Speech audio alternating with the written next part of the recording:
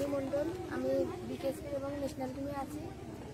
আমি national team থেকে ভুটানে খেলছি এবং বিকেএসপি থেকে 2বার ইন্ডিয়াতে খেলছি সুব্রত মুখার্জি কাপ। আমি 3টা ইন্টারন্যাশনাল ম্যাচ খেলেছি। আর ফুটবল জগতে এসে অনেক প্রতিবন্ধকতার মধ্যে দিয়ে আসতে হয়েছে। আর ছোটকাল থেকে স্বপ্ন ছিল যে ফুটবল খেলা। ছোট থেকেই স্যাররা ফুটবল খেলা শিখাইছে, হেড স্যার এবং শহীদুল স্যার। ওনাদের সাহায্যে আমরা এত দূর পৌঁছাতে পেরেছি। আর ছোট থেকেই ওনারা আমাদের যা যা প্রয়োজনীয় জিনিসপত্র ওনারাই দিয়েছে। আর ওনারা পাশে থাকলে আমরা আমাদের লক্ষ্যে পৌঁছাতে পারবো। এটাই আমাদের আমাদের একটাই চাওয়া যে আমাদের এই মাঠটা অনেক ছোট। এই মাঠে আমরা 30-35 জন প্লেয়ার খেলতে পারি না। যেখানে আমরা 14-15 জন ফুটবল প্লেয়ার খেললে হয়, সেখানে আমরা 30-35 জন প্লেয়ার খেলি। এই জন্য আমাদের একটা বড় মাঠ প্রয়োজন, যাতে আমরা আমাদের ফুটবল খেলাটা সুন্দরভাবে খেলতে পারি এবং তারা আমাদের করতে পারে। নমস্কার, আমি দুর্গাপ্রিয়া দোল। আমি গোয়ালঘর সরকারি প্রাথমিক বিদ্যালয়ের প্রাক্তন ছাত্রী এবং বর্তমানে বিকেএসপিতে অধ্যয়নরত। আমরা এখানে অনেক প্রতিবন্ধকতার মধ্যে দিয়ে এখানে এসেছি।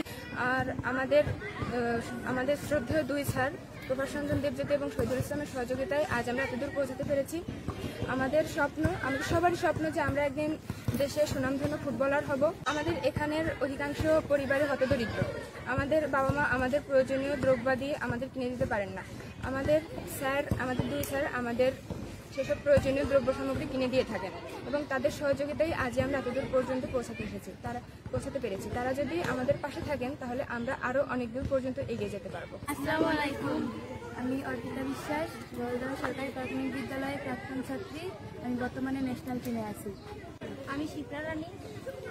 আমি গোয়ালঘর সরকারি প্রাথমিক বিদ্যালয়ের প্রাক্তন ছাত্রী। আমি বর্তমানে ন্যাশনাল টিমে আছি। আমাদের আশা, আমাদের একটা বড় একটা মাঠ প্রয়োজন। আমাদের যে 2 জন স্যার আমাদের খেলা শেখান, তাদের কোনো খেলার প্রতি কোনো প্রশিক্ষণ নেই। তা আমাদের একটাই দাবি সরকারের কাছে যে আমাদের 2 স্যারের জন্য প্রশিক্ষণ প্রাপ্ত করা হয়। আমাদের প্রত্যেকের পরিবারই হতদরিদ্র।